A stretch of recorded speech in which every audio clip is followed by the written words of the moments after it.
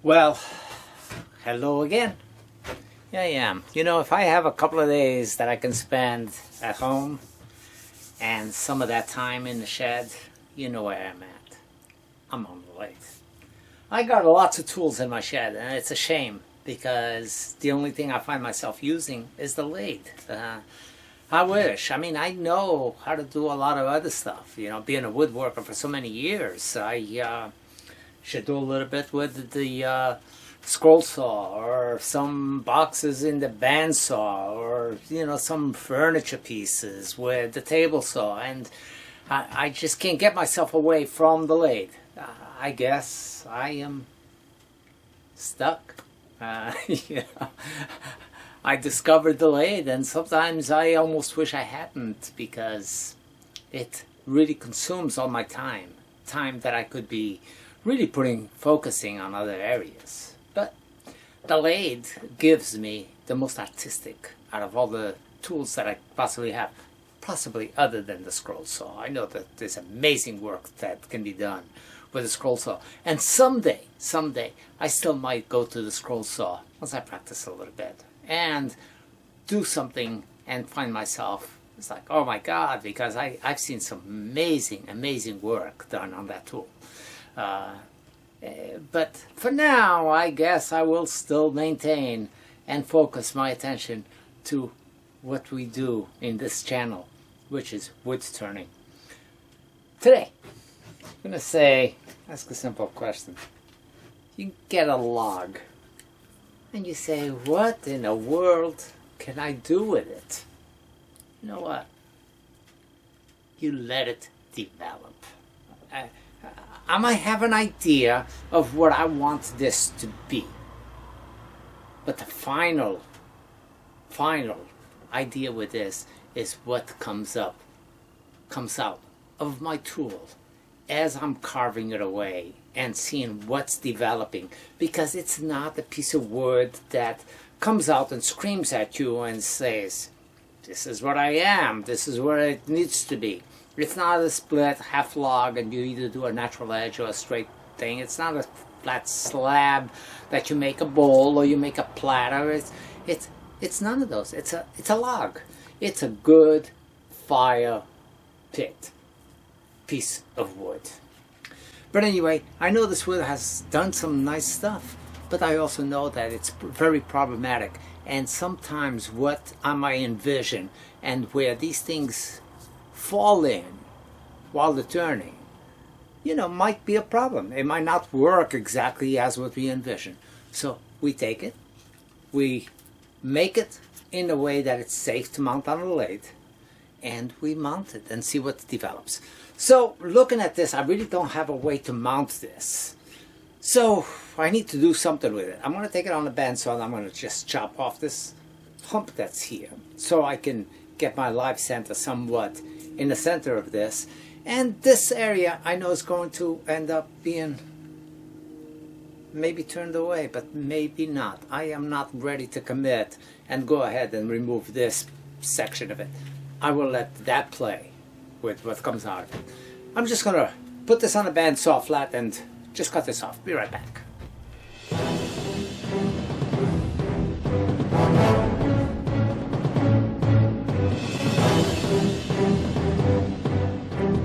Now with this, it's not that this is going to be any part of the design that I'm working on, because what I'm looking at is making this the bottom of my bowl. So it's going to end up flaring up all the way this way, and then depending on what's happening, I will see what's developing out of it. I'm going to see if I can get a grip at all with a worm screw or spur drive. Actually, I'm going to go with a spur drive. Spur drive will get a pretty decent bite into the piece, and I will be ready to start turning this over and balancing it off. First thing I want to do, I say this every time, first thing I want to do is make a tenon so I can balance this off and reverse chuck it and put it on the jaws. Slow this way down though. That's about right. 450 RPM just to get some of this smokiness out of it.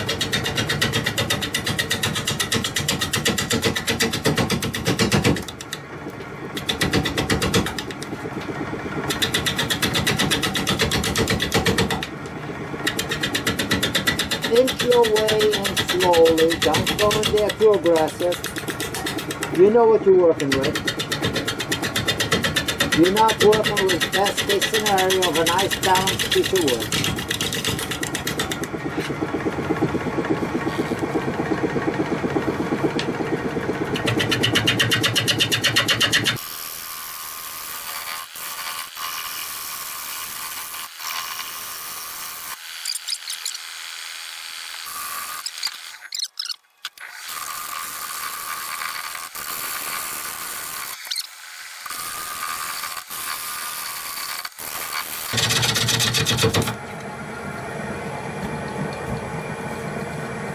Keep tightening up that tailstock because your worm screw will start digging its way in.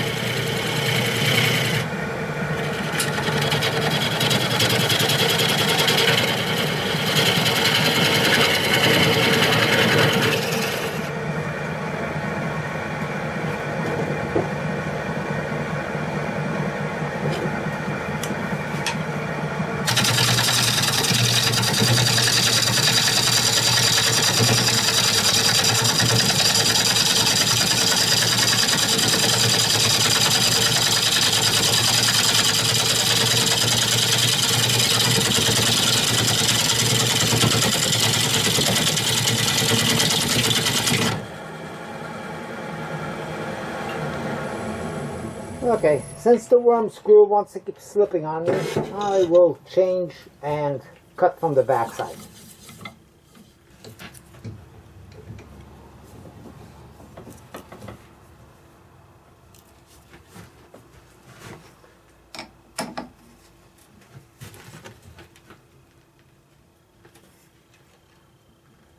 Now, I know that I gotta go deep on this until I get rid of this part, because this is not an area that is going to be part of the bowl, no matter how I envision it. But up here, that's a different story.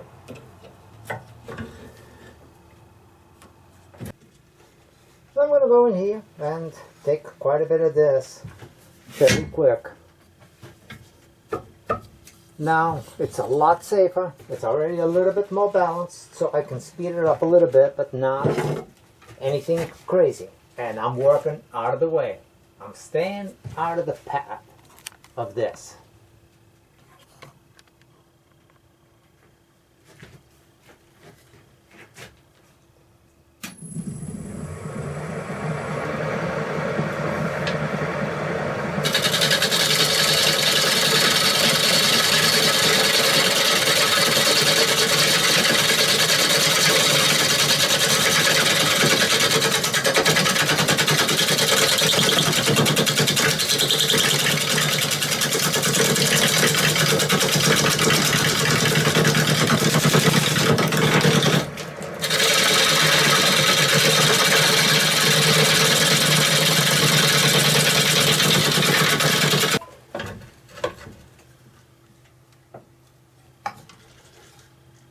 Now this area right here is really punky, and I don't know what's going to hold up.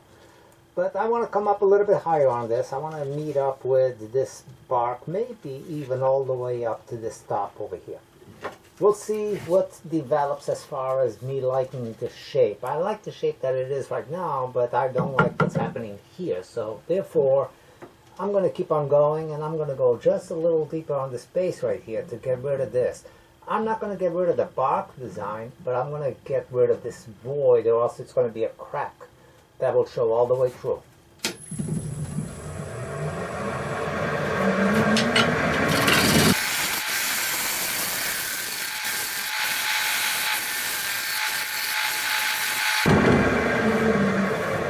Let's see how we did with that.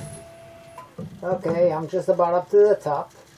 I've already cleared this up, so that's fine. And I just have to round this over a little bit just so I can catch this. But this becomes very questionable as to what's going to happen over here. So I got to make some clean cuts to this area and probably put some CA in here to strengthen that area up.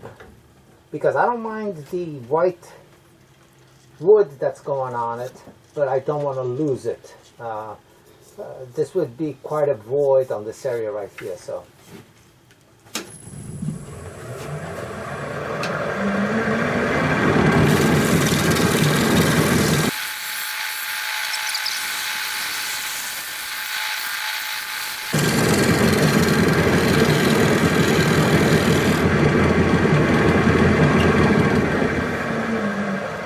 I think that establishes pretty much what's going to happen with this vase. I'm going to, on this bowl, I keep saying vase, I'm going to dab a little bit of thin CA on this area and saturate this because I want those fibers to stiffen up. Now you'll see the smoking up. It's not going to catch on fire, but this will hold this whole piece together, and it will saturate deep enough that when I cut the inside, I will have the effect of the CA going through enough to hold it together. That's my hopes. Nothing we do on a lathe is really 100% guarantee. It's only an aid to assist with whatever we are faced with, whatever the situation may be. And yes, in a minute or so, I should be able to cut up this area and get a little bit of a cleaner look than what's here. But I got it here as well, so. And I wouldn't care if this one came out. Really, it would enhance the piece a little bit, but first I will try to keep it on. And it might still be better than losing it. The bark. Don't forget the bark is your friend.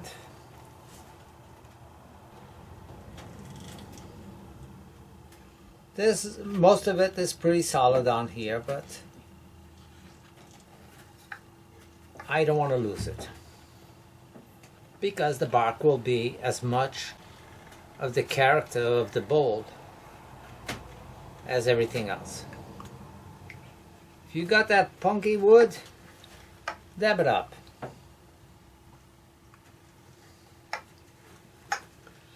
And this is still a little bit deeper than what I wanted on this valley. Even though I'm going to put a little CA in there just to make sure that this crotch doesn't blow up on me. So if there's any fibers mended together over there, that will hold it. And I also have this line that goes all the way down this area, opposite of that crotch. That could be problematic. So I don't want to wait to the end to know if it's problematic or not. Address it now. Okay, on these punky areas and these voids that you might have, it's also a good idea to rub some of your shavings in there. You know, get some of the finest sawdust if you can. But if you don't, that any sawdust you got, the finer particles will embed themselves up and give you a filler in those areas. So it will help in the long run. And it's not going to be that noticeable that you got anything on it. It will just help stabilize the piece a little bit more. So after dabbing it, you filled in the deeper voids that you're going to be cutting out. And you don't want to end up cutting out all the way down because the voids are too deep. So rubbing this sawdust assures you that you're still going to have a decent sized bowl.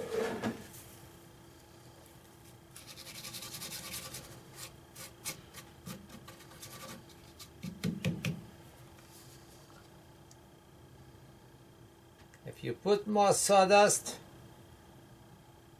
put more CA on it, and that will keep it up high with everything else.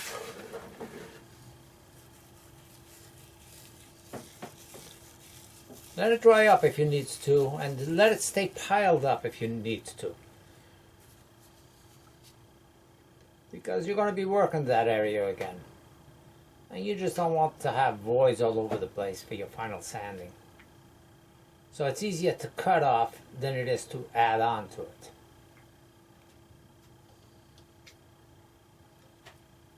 That's all I need. So I got way too much on here, but that's going to be hardened up just like the rest of the wood. And once I cut it, I'm not going to see this ugly mess that I got here. It's just a filler.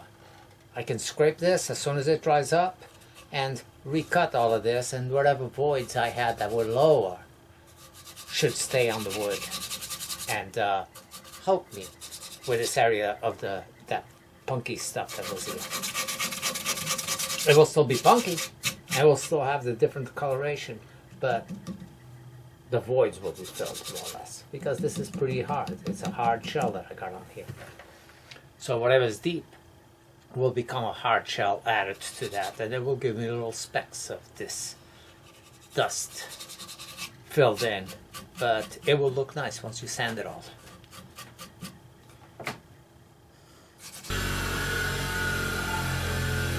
Okay, so I just gave myself on my scraper a nice sharp edge. And I'm going to go in here and refine this a little bit and take some of this blob out of here.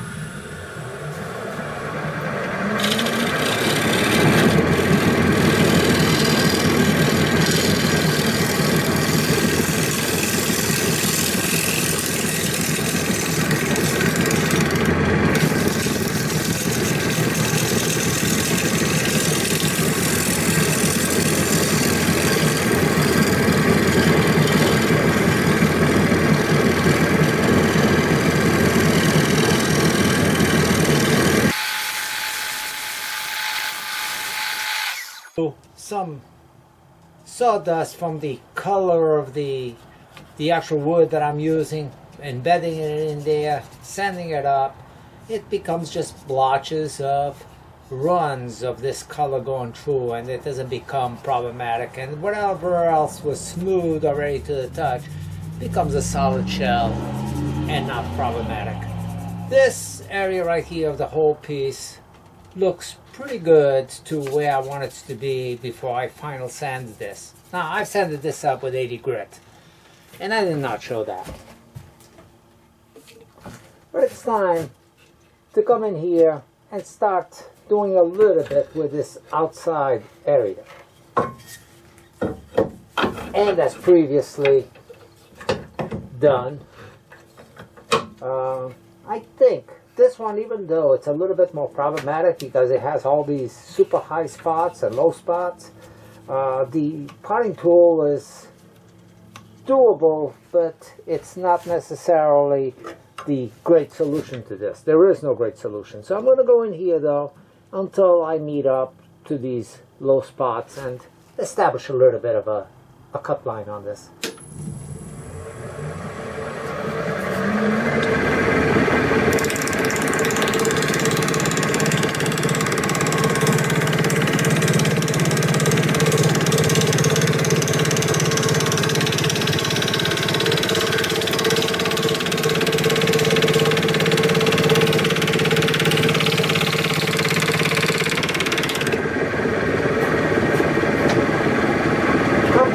Some of the inside because I can't go too far in with my potting tool. Number one, it's dangerous to extend it too far beyond the tool, so I'll have to work this one with my gouge.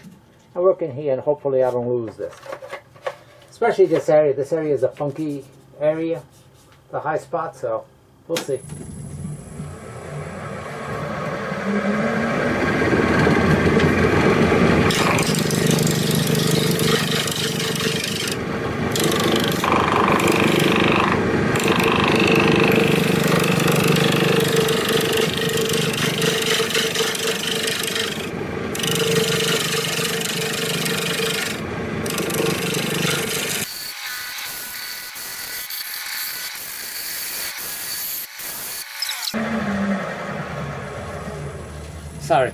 get my tailstock out of this one because I'm too far away from being able to reach in there, and I really can't get my tool rest on an angle going deep enough. So I'm gonna have to slow it down and go in there from the center and start working this out, but always focus up on the outside edging before I go too far in, so this I don't have to come out here once this becomes flimsy.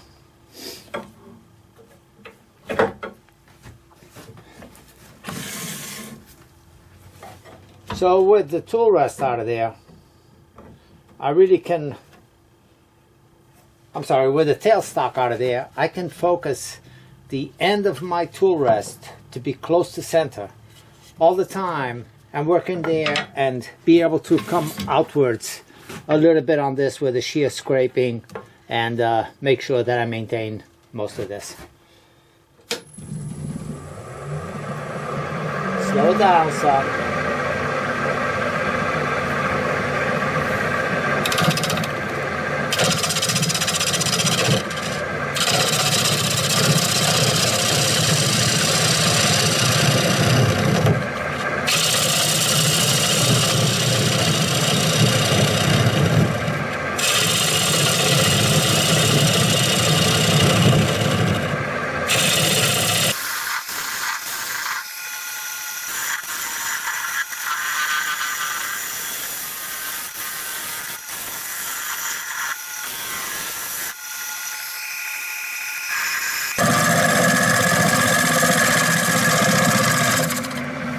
You know, I've also been asked, how often do I have to sharpen my tools?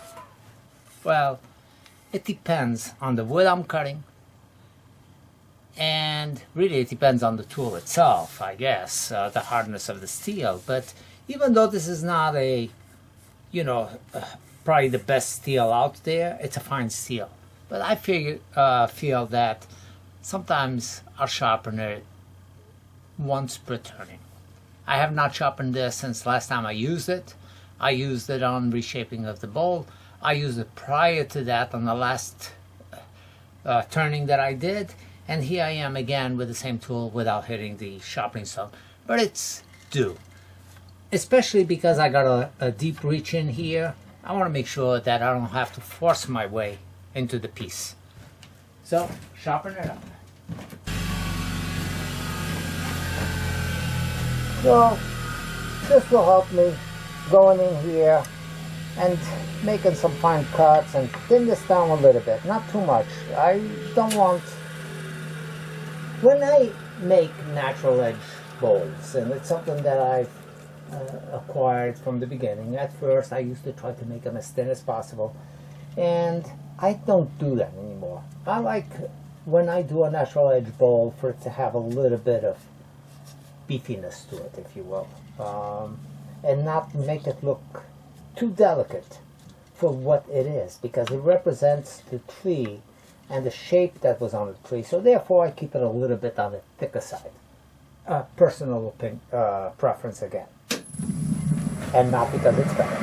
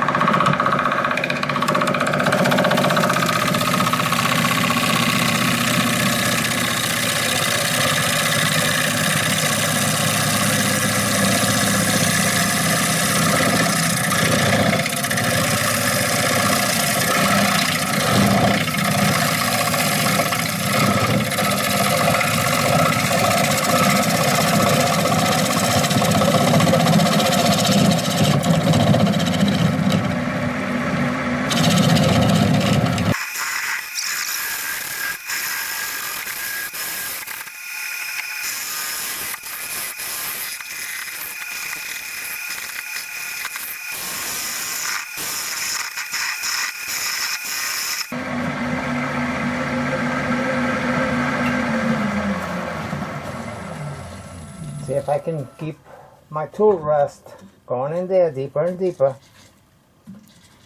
Verify that I'm not hitting anything.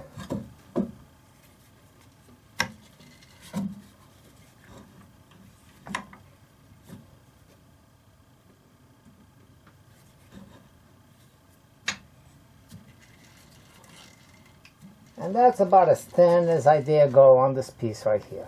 This is pretty good. I got to take a little bit more in this area right here, but that's already going into the bowl, not on the outside of the bowl. The outside of the bowl looks pretty good. I could probably just flare this out a little bit. It's following the contour, but I could probably loosen that up a little bit.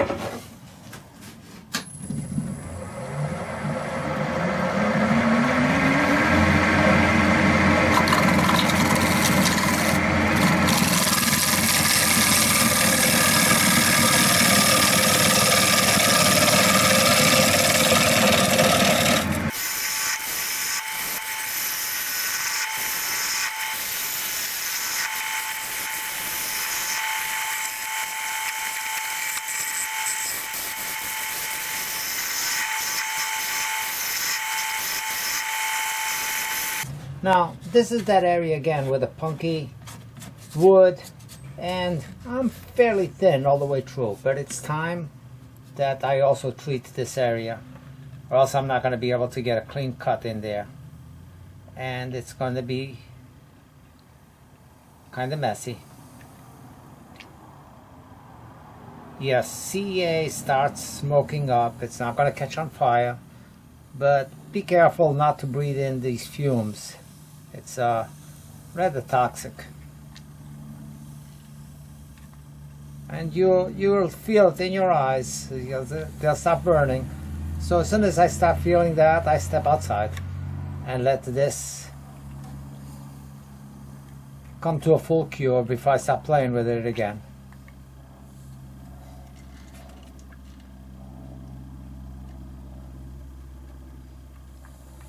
So here's those two areas that have decayed on me on the wood. Literally decay.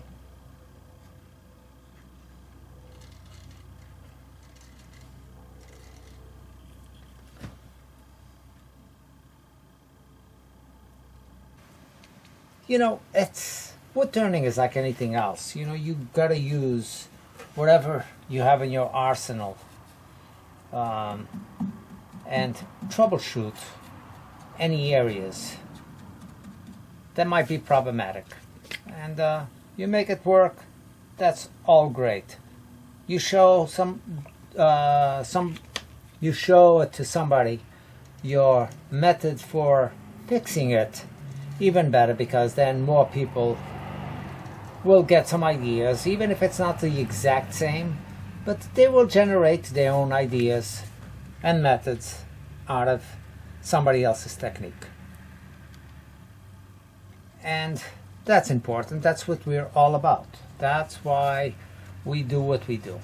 Now, the thickness is pretty good all the way through. I'm a little bit thinner here at this point than I am anywhere else.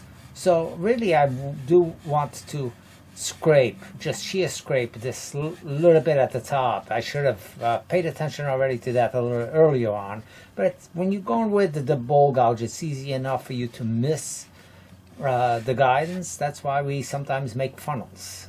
But anyway, I'm nowhere near being a funnel, but I'm about 3/8 over here, and I'm almost a 1/2 inch over here. So I got a slight difference in the thickness.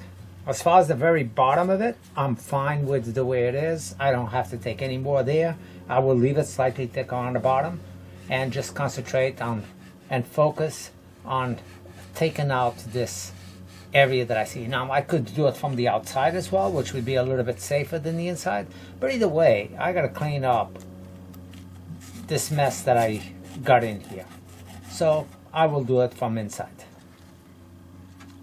And don't think of it as a mess. Think of it as a precaution and making some small adjustments so you can finish the bowl exactly to the way you want it finished.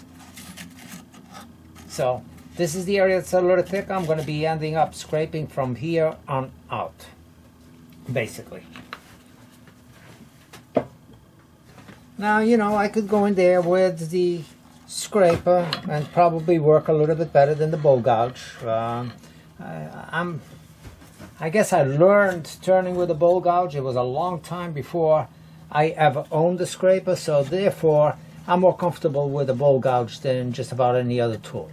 It's like somebody who uses the skew all the time. You know, if they learned on the skew, which is something I have to get myself to use a little bit more, but if they learn on the skew, then they're comfortable with the skew. If they learn on a scraper, they're comfortable with a scraper. I don't look at any tool as being a form of a cheat when you're doing wood turning. It's whatever you feel comfortable with, and go for that. Some traditional wood turners might consider it to be a lesser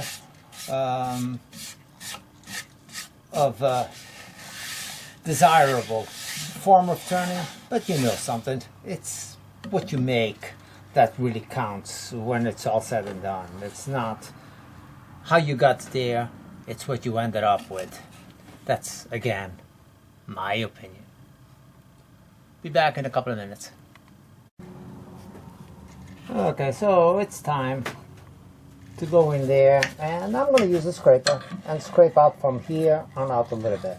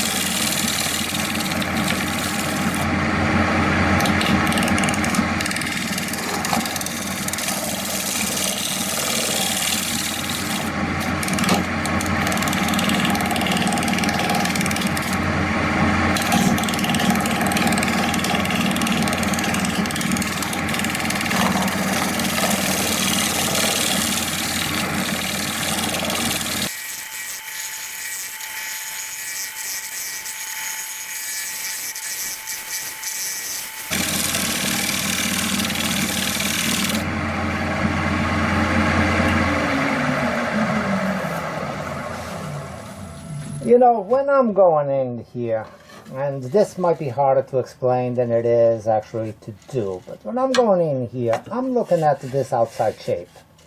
And I'm seeing it as a shadow, but I'm basically seeing, because of the openings, I'm seeing the difference between the thickness as I'm going in, to some extent. Not 100%, but I can see more or less the same profile, especially when there's openings involved in the piece, because I see the ghost image. So it's kind of easy to, or should I say, it's a little bit easier to follow on what you're doing and seeing exactly where you are, because you can always visualize both edges at the same time, if that makes any sense to you.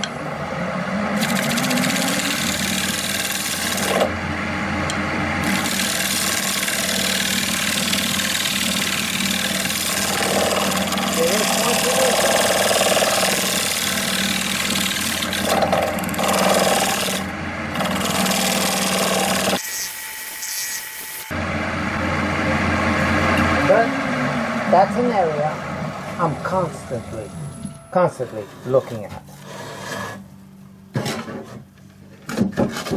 Now I'm going to start sanding the inside with the lathe stuff.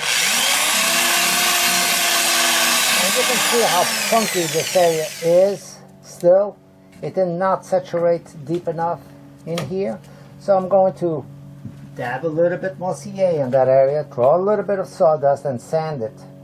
Not turn it, just sand it at this point. And I think that looks pretty good right now. Just gonna wait 5 minutes for this to dry up and harden up. Be right back.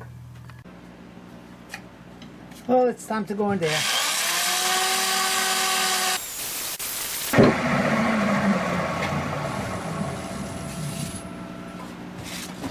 Okay, this one,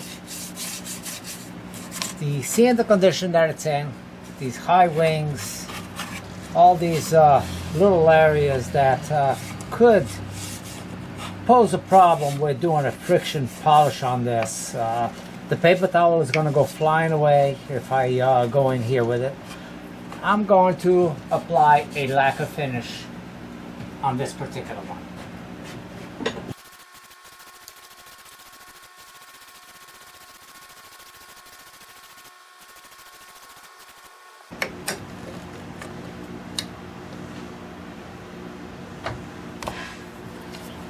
So the only thing I got left over to do is the base.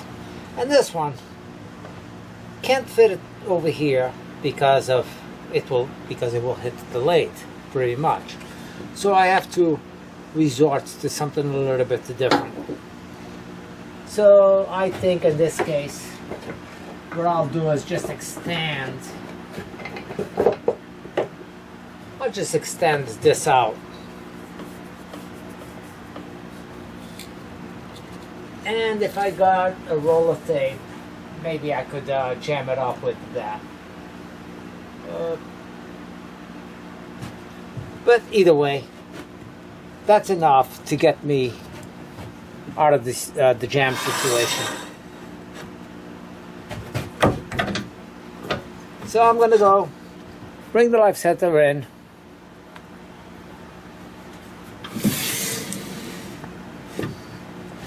Got the center mark, so shouldn't be too bad. And I'll just cut it down to about 1/8 of an inch and then finish sanding it.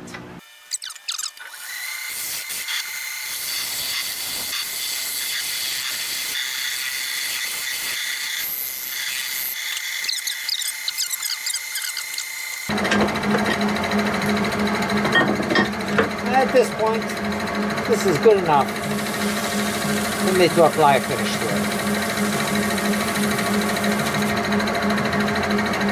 Except if it steals my paper towel.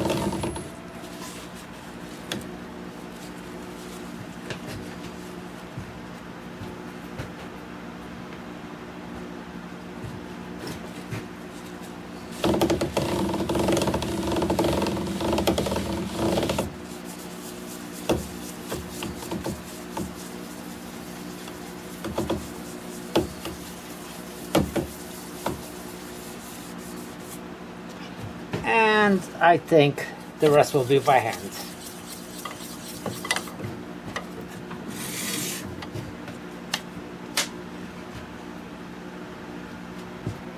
Well, I am not so sure about this one. Definitely needed a little bit of help with the cuts on the inside. I was trying not to press my luck, but the overall, it's okay. It's pretty high on the wing. It's about 6 inches tall, and this really is what makes a piece unique. And this funky wood, all wrought, that was going through here, and the patching that was done with sawdust in it, because this area was completely white, and throwing in that sawdust with a mix of the colors from the wood and everything else with CA, and then sand it down and putting it in there, it gives you the appearance of a burl. Accidental burl. But either way, it works. And here's the opposite side. And you can see that even though this was really soft, I could pluck that out with my fingers if I wanted to at the time. And it's got a nice coat, nice skin on it. And the inside looks good as well. There is a little bit of a pit in here that I wasn't able to, well, I didn't come back and fill it up enough. So I left that the way it was. And this side, again, gave me a nice look, but it's not totally smooth. It's a little bit pitted. But here it is, from a log to a bowl. A log that ordinarily would have been in a fire pit.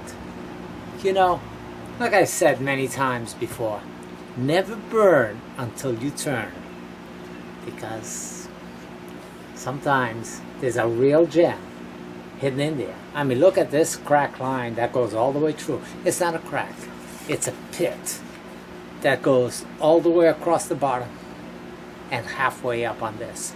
So you know that if I didn't take precautions on this, this was completely punky, so it had no strength whatsoever. And that goes all the way through, from this top half all the way up to this punkiness that's going through here. So if I did not take the precautions with the CA in there and the sawdust and having this part clamped inside the jaws, well, this was definitely a two-piece bolt, because this would have flown apart in two halves. So look at the piece that you're turning and how you put it up onto the lathe, and you know, make sure that you, if you have something like this, you are gripping it in the jaws on both halves, and that way it will most likely stay together for you. Other than that, stay out of the way, because that thing is going to fly. And this, of course, is cherry. This is the same wood that I questioned about earlier, that I've done a few pieces that had this. I've done the droop over, that I made these, I think I mentioned, definitely not oak. I was told it was oak when I got it, but that's not oak. I know it's not oak. So my belief is that this is a wild cherry or something like that, that came down, and it came down during the mini tropical that we had, because the whole tree was a lot like this. There was a lot of rot inside of the tree. That's why I get this, and not something I was looking forward to, but it's something that adds character if you can maintain it. As a matter of fact, this is the same wood as the biggest bowl flies away, I think. Yeah, that had a big area that was white like that. Same. So just because one piece flies away does not mean the next one flies away. Thanks for watching, guys, ladies, all of you. Thank you for the nice, wonderful comments that you guys leave all the time. If you have not subscribed to my channel, please do. And please give me a thumbs up. Alright, some of you give me a thumbs down, but that's okay too. Since I don't know why. So, but as long as you keep coming back to the channel, even if it's to do that, I don't care. It's a free world. Free country. Take care. We'll see you again very soon.